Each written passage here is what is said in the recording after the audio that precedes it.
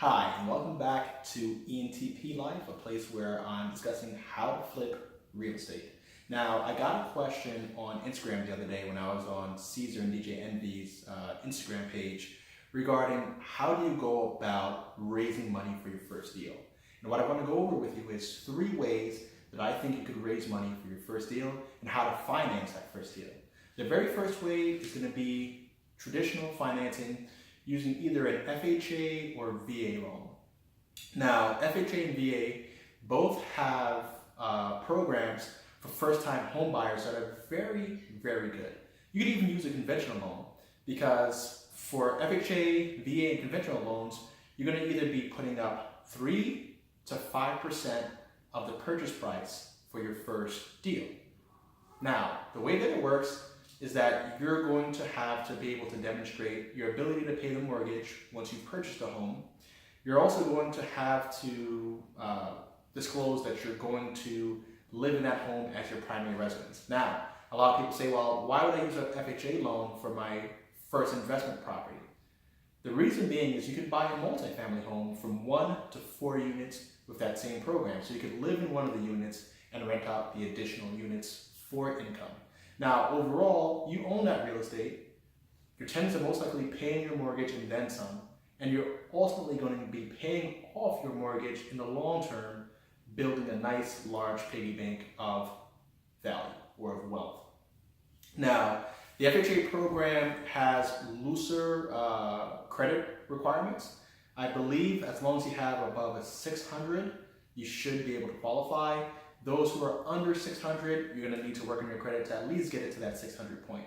You're going to want to make sure that you don't have any outstanding liens or judgments against you. So if you own any credit cards, phone companies, anything like that, and they're kind of affecting your credit, just pay those off so that it's not going to be a problem when it's time to finance. Now, on a first deal, right? I'm in the New York area, so I invest in Long Island, New York City, Upper New York, Upper Jersey. And you can actually find homes in Orange County and just outside of like north of Westchester for under 100,000 or at that 100,000 mark, 2 families. Now, if you're going to be putting down 3 to 5%, that means that you're going to need $5,000 of cash for that deposit and probably another $5,000 for additional costs. So like your inspection fees, appraisal fees, and maybe some of your closing fees. The cool thing with those programs is that you could also bundle in a seller's concession into your purchase price. Now, a seller's concession is an amount that the seller is going to be giving back to the buyer so that the buyer can pay any kind of costs associated with their closing. There's going to be title fees, taxes, all sorts of things that are going to tack on a few more dollars to your purchase price. And if you have a seller's concession, you can put that towards those additional charges. FHA is also going to be looking for you to have about 3 months worth of cash reserves to pay your mortgage payment. So on a $100,000 mortgage, your payment, with the high taxes in the Northeast, your payment might be something like $1,000 a month, $1,100 a month. So if you have just $10,000, you'll be able to put down your 3 to 5%. You'll also be able to use the seller's concession, if they agree to a seller's concession, to pay off your closing costs. And then you'll have about $5,000 for your other fees, as well as the money that you can use to show that you're able to pay off your mortgage for the next 3 months, right? That's at minimum what they're looking for. If you have more cash on hand, the more cash on hand, the better you look on paper, okay? So when I'm talking to a first-time investor, I like to tell them that they need at least $10,000. If you don't have $10,000, you are probably underfunded to try to make something happen because you're going to start running into the gray area of buying properties that are like $10,000 and you may not be able to get a mortgage for it, or $20,000 or what have you. So the most basic program and first option would be an FHA. Now, a lot of people don't know this. I remember the first time that I used the FHA program was to buy a property in Stony Brook, New York. And I actually found out about that program through going to a seminar. right? I went to a seminar, I bought into some program. It was like the National Grant Conference or something like that. I bought into it and I was like, you know what? I'm going to find something in this damn book that's going to allow me to make my money back. And then I came across the 401, not 401k, sorry, excuse me on that. I came across the 203k loan program. And when I started contacting banks, a lot of the bankers at the time, or a lot of the mortgage bankers at the time, didn't even hear about this, because this was 2009, right after the market crashed. People weren't even using 203ks like that, because in those days, you were able to get all kinds of financing for mortgages that the 203k option was kind of like not even a good option. So in doing that process for the first time, it taught me a lot. You're able to use that loan to purchase and rehab a property. So if you find something that is under market value because it's beat up, it was a foreclosure, it needs work, you could actually use that loan to purchase and repair. They'll allow you to escrow a certain amount, which is putting some money aside into an account that's going to be funded by your mortgage to pay for the repairs on the house, okay?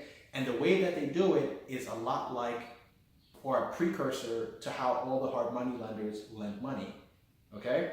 It was the perfect program for me to do for the first time because it taught me all of the metrics that are required, or what I would come to expect when I started dealing with hard money lenders. So they require that you work with a consultant. That consultant reviews your bids, make sure that the work is getting done according to your plan. They come out each time that you're doing a draw, which is a reduction from that escrow account to pay your contractors and to pay for the work. They come out to make sure that the work was done and done properly, and they're more or less your advocate. They're the ones who do the appraisal in the house to make sure that the value is there so that you can take out that extra money.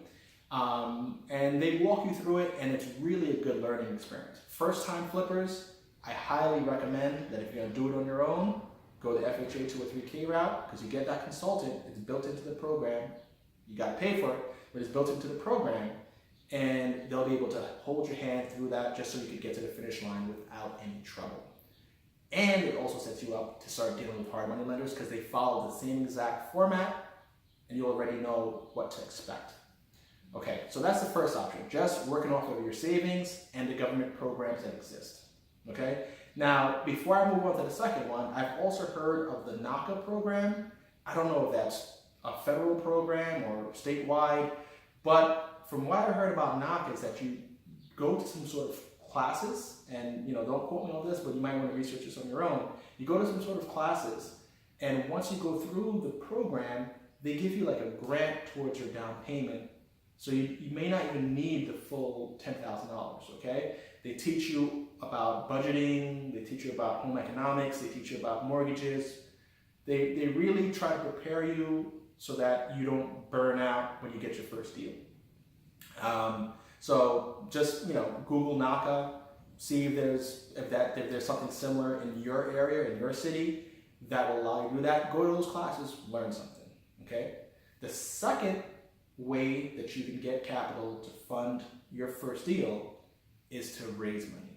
Now, I just said that you only need about $10,000 to get started. So if you're going to be doing your first deal and you don't have 10K, you're going to have to raise it. You're going to have to get 10K from somewhere, okay? Now, this may be a little harder than you think, but it may actually be pretty simple. Now, for you as a new investor, you're going to most likely only be able to raise money from your friends and family because they know you, they trust you. It's not like going to a stranger who has no idea of who you are, doesn't know your work ethic, doesn't know anything about you to say, yeah, man, I'm going to give you 10 grand so you can pursue your real estate dreams. That is highly unlikely. The people who will back you will be significant other, maybe your children, your parents, cousins, siblings, close friends. Those are people that you will be able to level with and show what the potential is in these flips. Let me give you an example. So on another deal that I did, this was the first deal that I ever had to raise money for. I had already exhausted my first time home buyers 3.5% down, and I was now either stuck with having to put down 20% to purchase a home, another investment property. Actually, it would have been 30%. at the time. I would have to put down 30% to purchase a second property as an investment property, or figure out some sort of creative way to do it. And I was starting to look at foreclosures to repeat what I did with my first deal, like the 203K. And when I started talking to hard money lenders, they told me that I would need 20% of the purchase price plus about another 10% of float money of the deal that I'm doing. Now, the deal that I was looking at was a 4-bedroom home in Bayshore, New York. It was selling for $160,000. Okay, I only had $10,000. So what I need to do was kind of come up with the rest. So if it was 160, that meant that I needed 32,000 plus another 10%, which is 16,000, to kind of manage the project and have additional money for debt service and that sort of thing to pay my monthly bill. So what I was looking at was a total need of roughly $50,000, right? It was $48,000 that I would have needed. So 50,000 would have been the number. I had 10. What did I do? I started reaching out to all my friends who were gainfully employed, saying, hey man, do you have a few extra dollars that you want to kick into this project? This is a project that I already have an accepted offer on it. These are the numbers, right? You're going to want to make sure you know what you're talking about. Go to a mortgage calculator, right? Put in all the numbers. Put in the outstanding debt, put in your interest rate that you're going to get from your hard money lender, right? And you're going to put in your insurance costs and your taxes, so you can see exactly what the total monthly payment is. You're going to also want to research what is the value of that property once you do the renovations, right? You need to show them that there's a spread. I'm buying this property for $160,000. It needs $50,000 worth of work, and the market value is $300,000. So there's $90,000 of money that I'm going to be able to make on this deal. In order to make that $90,000, I need to get $50,000 together. If you lend me $10,000, $5,000, $20,000, I could put you into this deal and I will pay you X amount of dollars. One key is to ask your investors or the people who are potentially going to back you, how much money do they want to back you with? I mean, not how much money do they want to back you with, but that's a good question. But how much money are they expecting to make from backing you? A lot of people who don't have much money are going to want to like double, triple, quadruple their money. Not going to happen, okay? That's unrealistic, unreasonable. Because if they only have $1,000 in their name, if they're going to give you that $1,000, they're going to want to make $10,000. You get what I'm saying? Better people with more money are going to understand what is a good return, right? Somebody who has $50,000 sitting around in their savings account, getting 1% from the bank a year, is going to say, hey, you know what? I'll be happy if you could give me, 10% return on investment. Do you think you'll be able to give me 10%? If I gave you $20,000, I'm looking to walk away with $2,000 profit. Hey, you know what? I could take myself to Cancun, me and my lady. That'll be a perfect use of my money rather than sitting in my bank account. Let them tell you what rate they want. Let them tell you what would be satisfying to them. And if you could look at the numbers and say, hey, you know what? I'm going to make 90 grand on this deal. I'm willing to pay out 20%, right? I'm willing to pay 20% on the money. Because if I raise 50,000, 20% is 10 grand. I stand to make 80,000 by paying out 10,000. That's good. You might end up having to do something that's 50-50, right? Where they're going to partner up with you, and you know what? You make 40,000, your investors make 40,000. They end up making, an 80% return on investment, which is monstrous, which is huge. They can talk to their friends about it, they can brag about it, and guess what? You almost doubled them up on their money. You have an investor for life. They're going to come back to you when you have the next deal. So you're going to want to figure out exactly what they're going to be looking for to put their money up. You want to work with people who have it.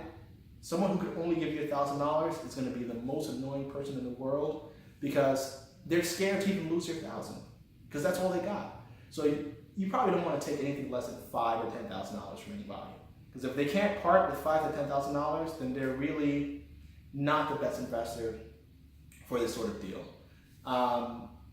But what you're going to want to do, step by step, educate yourself, right? Make sure you know what you're talking about. Make sure you know where you're going to get your mortgage from, the lender, what interest rates they're going to provide you with, what is their lending criteria, Know it all, know it cold, because people with money are going to question you in that way, like how much are you going to be paying? How do you know this is going to work? If you can't answer their questions, you lose them.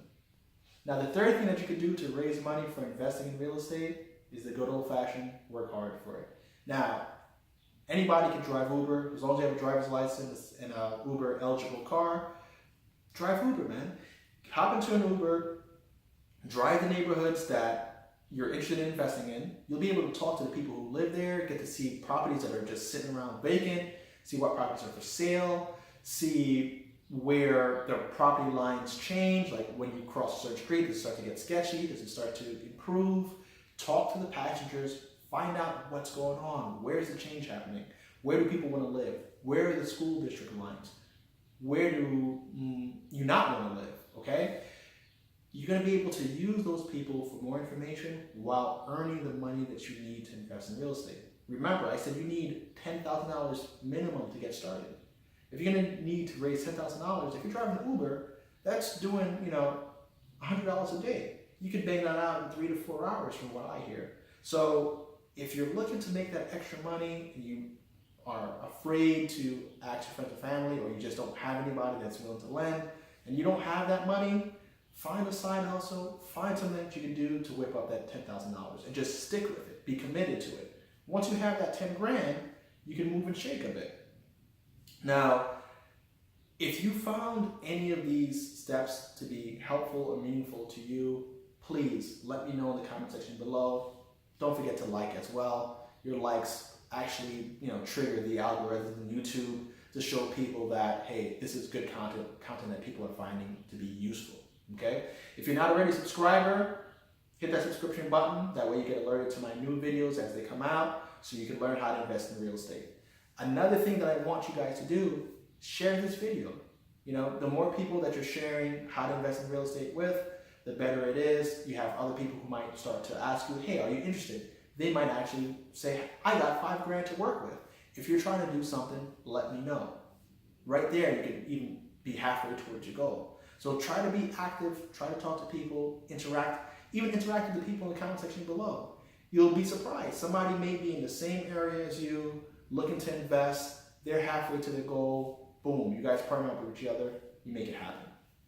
Now, if you have any questions about anything that I've said in this video, you need more clarification, just leave your questions in the comments below, all right?